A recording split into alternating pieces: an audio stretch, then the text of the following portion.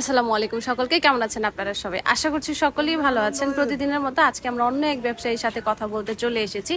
ইনি কোনো সাধারণ ব্যবসায়ী নয়, ইনি একজন অসাধারণ ব্যক্তি।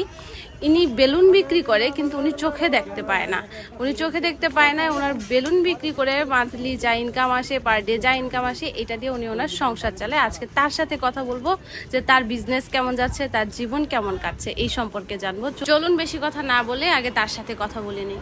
আসসালামু আলাইকুম চাচা, কেমন আছেন? ওয়ালাইকুম সালাম, আলহামদুলিল্লাহ ভালো আছি। একটু জোরে বললেন চাচা, কেমন আছেন? আলহামদুলিল্লাহ ভালো আছি। চাচা কি করতেছেন? এগুলো কি বানাইতেছেন? এই তো বেলুন বানাইতে আছি। বেলুন বানাইতেছেন না? বেলুন লেন লেন যার যা লাগে লেন কেন আনন্দ হয়। চাচা প্রতিদিন বেচা কিনা কেমন হয়? হয় আলহামদুলিল্লাহ ভালোই হয়। চোখে দেখেন না নাকি চাচা? না না না, চোখে দেখেন না।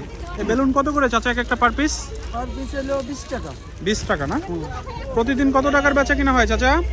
এটা তো সেইভাবে বলা যাইব না, তবে হয় মোটামুটি ভালোই হয়। আল্লাহ তাআলা আমি ভালোই আছি। 1-1.5 টাকা হয় চাচা? হ্যাঁ কোনোদিন হয়, আবার একটু কম হয়, বেশি হয়।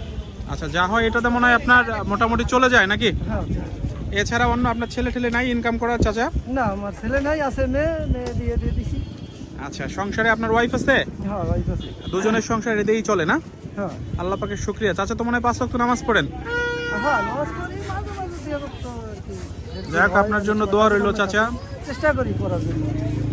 ভালো থাকবেন। হ্যাঁ, চাচার কাছ থেকে আমাদের অনেক কিছু শেখার আছে। চাচা এই বয়সে এসে চোখে দেখতে পায় না, তারপরেও ইনকাম করে তার সংসার চালাচ্ছেন।